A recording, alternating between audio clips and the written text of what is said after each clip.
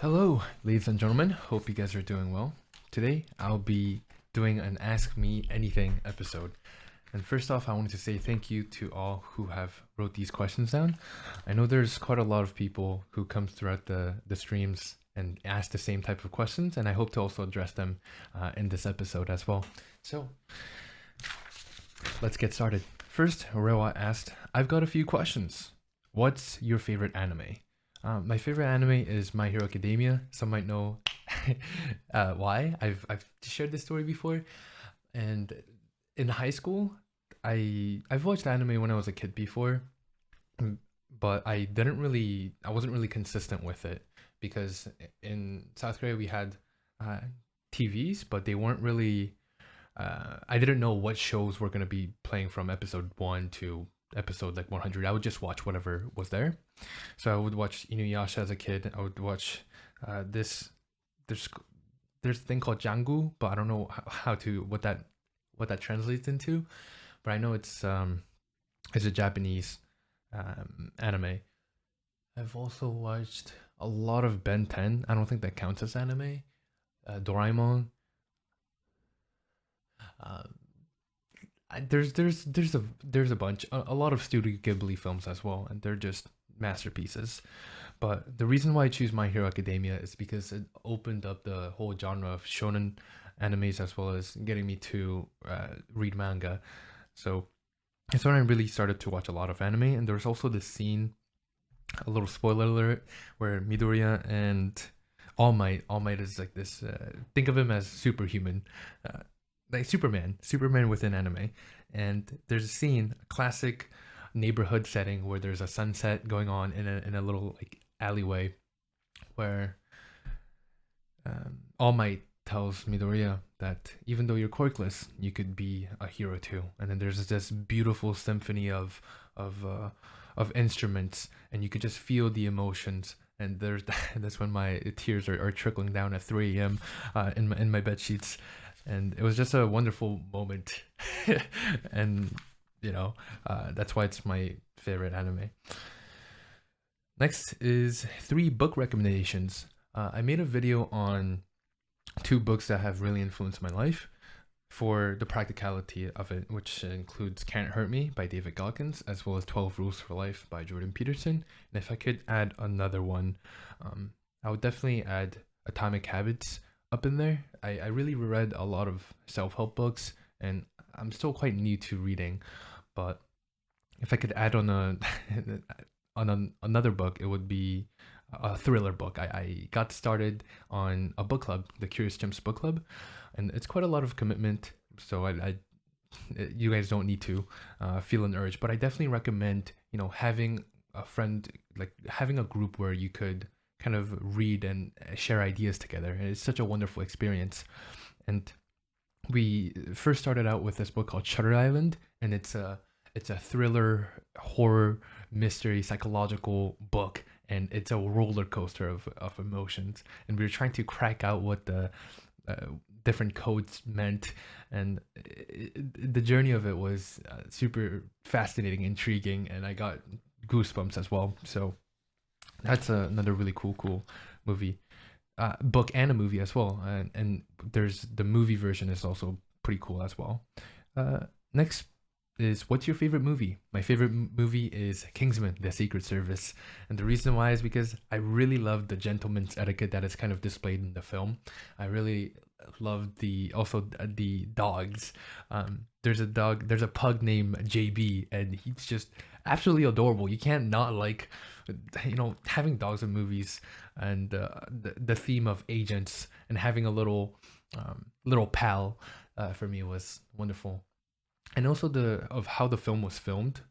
So there's the director. There's this one scene where all the agents were kind of in a test, and they were in this room, and there was a flood of water level rising up, and they were about to, some were about to suffocate, and they had to kind of break out of the glass, and that scene was just mind-boggling. And watching it like behind the scenes was really cool. Next is, what's your favorite band? My favorite band, I don't really have a favorite band. I'm really open to listening to a lot of different songs. For example, like You guys have given me so many different. You guys opened me to a different genre of music, which is like kind of funk, hip hop, as well as lo-fi. So many different venues that has opened up. So I really appreciate your music taste. But for me, I kind of grew up in Korea for half my life. I listened to a lot of K-pop, so bands such as Big Bang, EXO, Twice. What else? What else? What else was very prevalent? Girls' Generation. That was another one. Mm,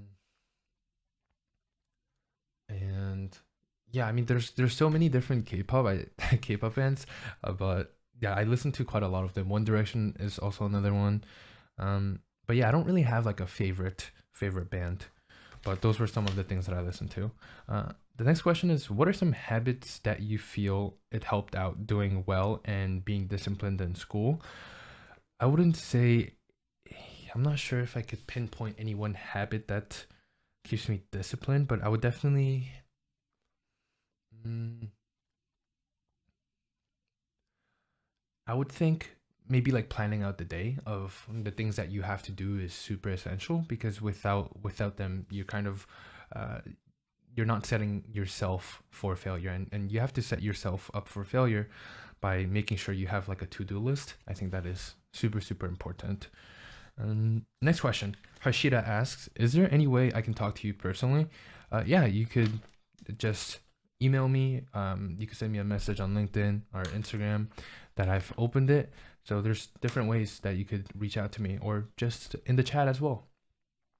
And next, Sharorichi, my apologies if I mispronounce your name, asks, does loner stay loner throughout their life? And I think it really depends on the loner and what the loner wants in their life. If do they want to stay a loner, or do you think that there's like a reason why you're alone? It really does depend, but I don't think like it's necessarily bad that you're a loner. Um, if anything, like, it takes great courage, because being lonely is not easy. So yeah, I guess it depends on what you want in life. Jade asks, how do you see yourself 5 years from now? Um, 5 years from now, I will be done. I'll be graduating from college, and I hope that I'm getting closer to reaching financial freedom, because that's that's why I am pursuing different projects, as well as also academic as well, because I want to afford the time to actually do the things that I want to do. But 5 years from now, that's where I currently see myself, hoping to find a stable career where it's fairly scalable as well. Next question is from Esra. Were there any moments in your life that really opened your viewpoint or heightened your consciousness? And what are your thoughts on over rationalization and secularization? And I'd love to hear some book recommendation. Thanks. Okay, so book recommendations. The three or four that I recommended earlier, I think it still applies. As for, were there any moments in your life that really opened your viewpoint or heightened your consciousness? I wouldn't say there's like certain moments, but maybe of kind of coming out of recognizing where I was, that I was at a point that I didn't want to be in, that forced me to, that gave me the opportunity to reevaluate like where I was and where I was heading. Hearing stories from like my mom, her perspectives of the world really also opens up how I want to live out my life as well. But I don't think it necessarily like heightened my consciousness. I think everybody is conscious, but maybe just like being more open. I'm not really understanding the question. Heightened your consciousness. Maybe it's like being more aware. It's probably when I recognize that I don't know a lot, and that requires you to be open and to have humility. And that's something I struggle with as well, because I have an ego, and yeah, that's why it's so important to practice gratitude for me. What are some thoughts on over rationalization? I think over rationalization is still a problem that I struggle with. And I think over rationalization is like when you justify things, when you rationalize wrongdoings. And it could be very dangerous because at times you might be caught catching yourself in a certain negative habit or negative loop, and you rationalize it, and that becomes a norm for you. And sometimes you need people to kind of call you out on your BS. And for me, it was like recognizing that within myself. So over rationalization is dangerous. I feel like. And as for secularization, I actually had to look up what secularization meant, and it means process where religious thinking, practices, and institutions lose social significance. I do believe, like at least in the Western countries, we are heading more towards secularization, but I think it gives the opportunity of being more concrete with reality, but I also don't know the consequences of that. And so I'm still formulating like whether the world could live without religion, because I do think the rituals, the practices, all of those things are necessary within a society, but I'm not sure what the consequences of not having um, the values and morals that's provided by religion could lead to. But I think morals, I don't think religion necessarily provides for them. But that's just my take on it. Next, Anne asks, "Hey, Warden, how do you keep studying when you're sleepy or tired?" Um, there's actually a lot of days where I don't get enough sleep because sometimes I have assignments that I need to get done, or there's certain errands that I need to run. I would state that it's super important that you're getting consistent. That's why I enforce, like, by the end of the day, like, make sure you guys are getting good sleep, good health, prioritizing those things, because if you can't help yourself, you can't really help um, like doing anything else really. So just make sure you're getting consistent sleep. And I still feel tired when I'm doing work that I really don't like, and that's why I like drink quite a lot of water to keep me awake. Another thing that you could be doing to when you feel sleepy or tired is to try to stimulate your mind in some sense. Sometimes when I'm working on something, I might read like supplemental information regarding a certain topic to keep my mind like more stimulated. Or if I'm just like really tired, sometimes I just push it through, and it's going to be a bad session, but kind of recognize what you could do on the next session. Hope that helps, then. And the next one, Midoriya asks, "How come you study so long, my friend? Is it because you love studying or your goal makes you continue? And how should I feel when I work so much but I don't get what I deserve? Is the problem in me or what?" And it's not related to method of studying because I've been using it from the start and it's like yours, but I don't know how I should face the results when they're bad. Okay, so first question is like, how come you study so long, my friend? Um, well, if you've kind of like followed my journey from like the beginning, I don't like studying. It's kind of like a means of me kind of learning discipline for myself, and I don't encourage like everybody follow like a method just because I do it and because other people you perceive other people doing it that it's necessarily good. It's really if anything like quite ineffective, and you have to kind of figure out your study technique for yourself. And I highly recommend checking out scientifically proven methods, and I'll probably make a video about it as well. But for me, the premise is I need to understand that the foundation for me is important, that I built this discipline. And that's the reason why I study quite a lot. As for how should I feel when I work so much but I don't get what I deserve? To be brutally honest, even when you think it's not life in many terms, it's not like you could calculate what you're going to be receiving just because you put in a lot of hours. It also requires a lot of it. It comes down to how effective you are. And I don't really do, I don't really think that having the mentality that you deserve it could be beneficial, because then you're going to be met with with an outcome that you might not like, and that gap between your expectations and not being met, that's where you feel negative emotion. So instead, I would focus more on what you can control and being okay with the result. Honestly, I always see like so much anxious students coming into the streams telling me about I'm so stressed about the exams. Like, really try to be aware. I know like at times you might feel you're so pressured by the environment that you have to, this is the only way of whatever so-called success and for approval. But really be aware of your time horizon. You guys are still very, very young, and recognize that it's okay that you could try again and again, but just learn from the failures. As long as you're reflecting upon that and making some iterations, then you will be fine. You really will be fine, and it's okay. And don't be so clouded up by the environment around you, and create your own game. And it's not related to the method of studying, because I've been using it from the start and it's like yours, but I don't know how I should face the results when they're bad.